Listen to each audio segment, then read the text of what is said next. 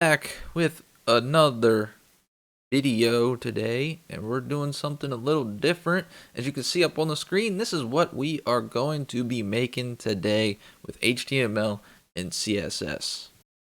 I decided to go this route because my prior video related to Node getting a server up, I can post that link down in the description below because you will probably need that. As you can see up here, it is localhost 3001, and that is running on the Node server, so my video will get you up and running on said server here. We're going to connect this to Node and MongoDB. When you type something in here and you go to click add, it's going to add to this list and you can delete it. But right now nothing works because this video is strictly HTML and CSS, so let's jump into it without further ado. So we are back over here in Visual Studio Code, and by going off of the last MongoDB video, you will notice create schema, create items, blah blah blah.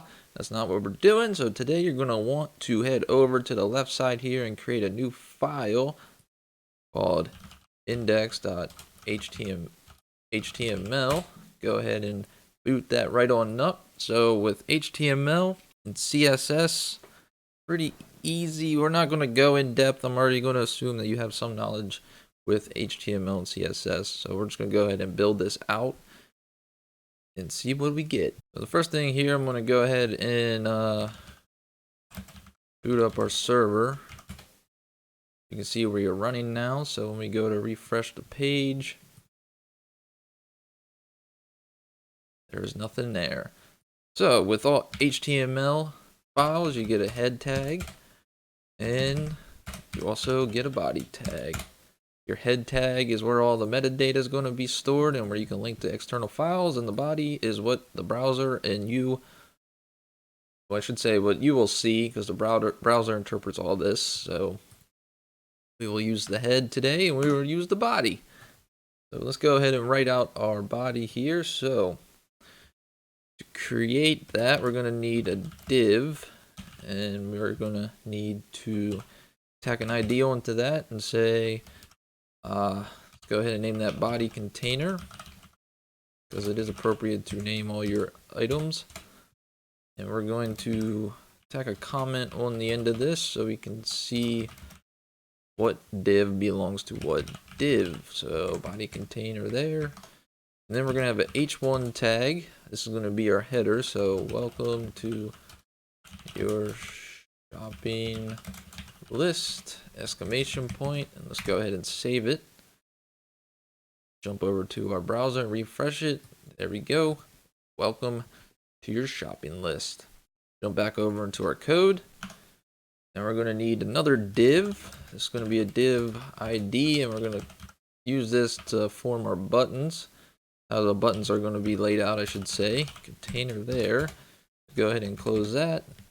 Take this comment, paste it in there, and button container. And then inside of button container, you are going to need an input, which is going to hold the text input from the user. So we can go ahead and throw a placeholder in there and say item. And then we need a button, because in our next video we're going to add JavaScript to this to make it work. Now we have an input and a button. So let's jump back over to our browser. And there we go with the placeholder item and now the button add. So underneath of the button container, we are going to need another div. This is going to be an ID of item container. Go ahead and close that out as well. Copy, paste, rinse and repeat. Item container. Oops, don't want a tab in there because that's not right. Then with inside of this item container, we're going to have child elements with div class item. And with this div class of said item, this is where we are going to add our elements. So we'll say steak, and then we're going to use a font awesome, which you can grab from w3school.com. You can see your icons. You can grab all these icons, and they give you all the HTML for it. So that is what we are going to use today.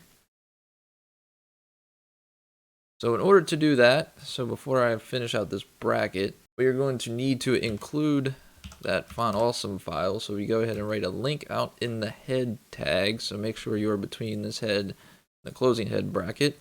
So we say rel is equal to style sheet and href, which stands for the link of where it's going to come from. And I'm going to go ahead and copy and paste this.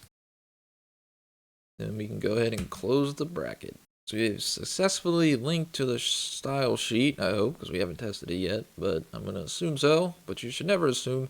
Anyway, I digress. That is not the point. So we're going to go ahead and write out our little X. So in order to do that, you need an I tag with the class equal to FA close, because that's the name of the icon.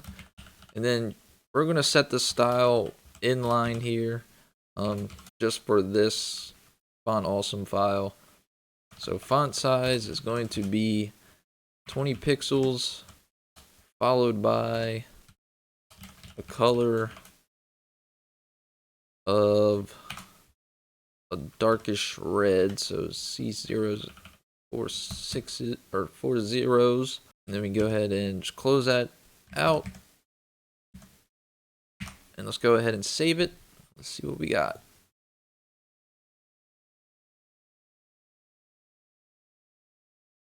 Steak and a red X. Took a little bit to load. Let me zoom in here so you guys can see.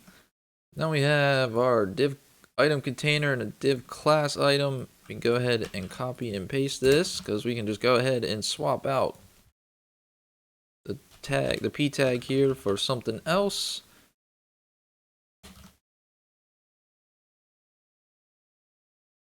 Let's go ahead and bounce back over to the browser. Steak, carrots, Pop-Tarts with the X's. Beautiful. That's what we'd like to see. So what we're going to do, not in this video, in the following video, is we're going to remove these because these will be added dynamically through JavaScript connected to Node that is going to connect to the MongoDB. So you definitely want to make sure you go back and check out all the videos associated with the Node and the Mongo, because that will help you on the next future videos. JavaScript, not so much, but yeah, so beautiful, perfect. All right, now we're going to jump up into the head tag here. We are no longer using the body tag right now. So within the head, we are going to need a style tag. I am going to put all the CSS in this file because it's not that much. Normally what you would do is go over here and create a file and, you know, name it index.css and go ahead and link it this way so it's not cluttering up the HTML here. It looks cleaner, but that's not what we're doing. So let's go ahead and write out our body. So we have tags here, body. Then you got the divs, which keep in mind between the ID and the class will be associated, be accessed in different ways. So in order to access this body tag with no ID or class, we just simply go ahead and write body out. And we can say background color equal to 242429, that darkish gray. Just make sure. Beautiful. So then we need a color of white for all the text, which is just 3 Fs. Now you're able to read it because it's dark on dark. It does not work. So now we're done with the body tag. Let's go ahead and do the body container. Now I should say body container is an ID. To access IDs, CSS elements, or to tackle in CSS elements to ID, div IDs, use that. We use the pound symbol to do that. So div ID is a pound. So now we can go ahead and write button container,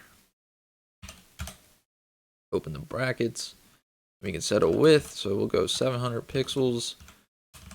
And we'll say margin auto, which this will center the item in the middle of the page.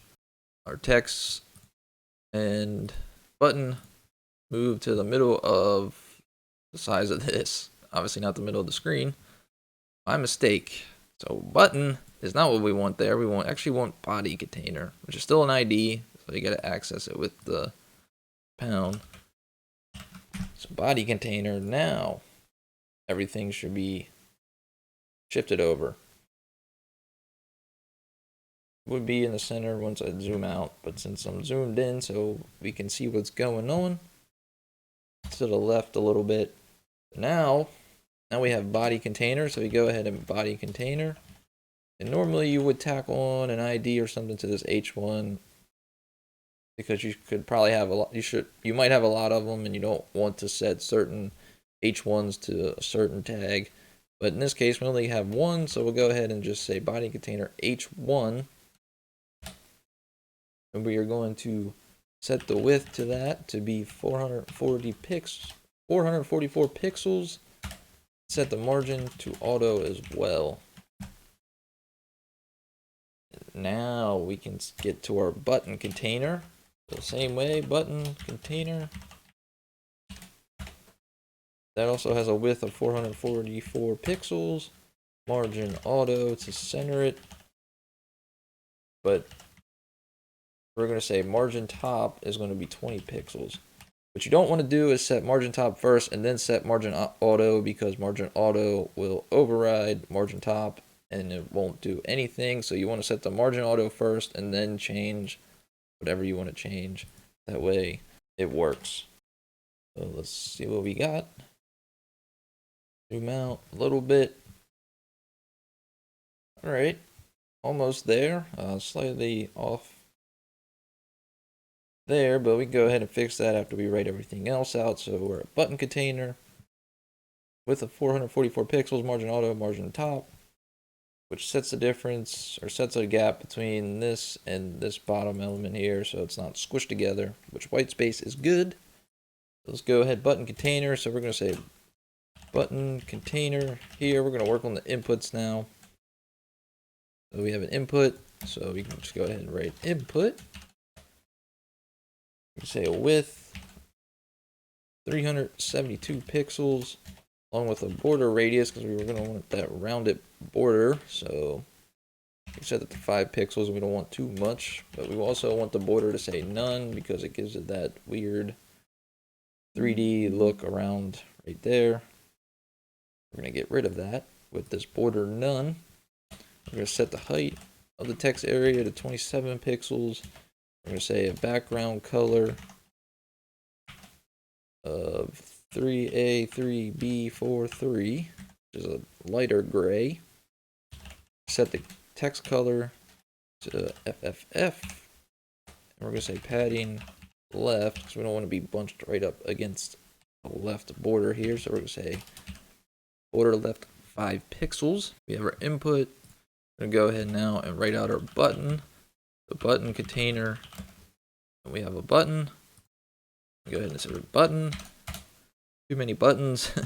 With 68 pixels. With a height of 28 pixels. We're going to match almost same height with this, so it looks good. So border radius of 5 pixels, so it's uniform. Also with a border none, because that also gives it the 3D look to it, which we're going to want a flat, materialistic button. So now we have a background color of 00C600, which is a dark-ish green, so our white text font can stand out. Let's go ahead and see what we got. Alright, so button is done. Now we're going to work on this part right here so everything lays out nicely. Button container. So we are done now from this point up along with the body. So now we just have these to work on. So item container and item. Let's go ahead and drop below button container button. We're going to say, since we are working with an ID on item container, use the pound symbol, and we're going to say item dot, dash item container. And we're going to say, open the braces, width of 20 pixels, background color of 3, A3, B43, the same color as the text input here. So we got the background color, border radius of 5 pixels as well. The border of solid same color as the background, because we don't want a different color. And if you don't use a border, border radius won't work. And then we want to set the padding here. You can kind of do everything on one line. So this should be the top. This will be left. This will be bottom, and this will be right. So you can go ahead and shorthand it like that instead of writing out padding dash left, padding dash right, or setting all by just using, just 0. So the left and right is going to have a 10 pixel padding, and we should be done with item container. So let's see what we got. Ah, yes, we're not done yet. So background's there, but obviously not how we want it. So I'm going to zoom out here. Let's jump over to our item. So now this is a class. You will not use this pound. You will now use the dot. So you can dot into it. So dot item. You can go ahead and set the background color. Same color. Don't need to do it, but we did it anyway. So display. We're going to use a flex box here. So that way everything lays out evenly. So display flex. We're going to say align items to center, as well as justify content space between. That will give it, it will throw this P tag and the I tag to the left and the right all the way. So we have a nice space between the two. So all you need for item. Now let's jump over, see what we got. Nice. So let's go through a live debug sesh right now. So to fix the H1 tag, we'll set this to 45. Way it goes on the one line here. And then what are we working with?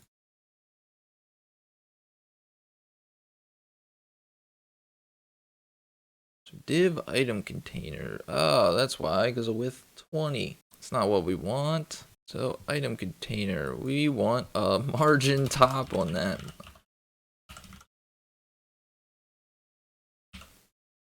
All right, now let's see what we got. Beautiful. There we go. So there you have it. A basic HTML website up and running for a shopping list. Now, the design came from Dribble, from Alex. I'm not even going to try to pronounce her last name, but that's where the design kind of got influence from, which Dribble is a pretty cool website if you want some inspiration for web design. That's what we got.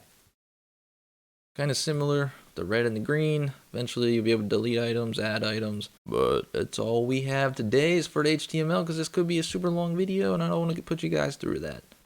So make sure you hit the subscribe if you want to see the JavaScript and connecting everything from the front end to the back end, because it's going to be a doozy. So I hope to see you guys there. Thanks for tuning in. See ya. Oh, just a small amendum here. I'm going to drop these links down below in the description if you want to check them out. So definitely do that. I'm finally out of here. See ya.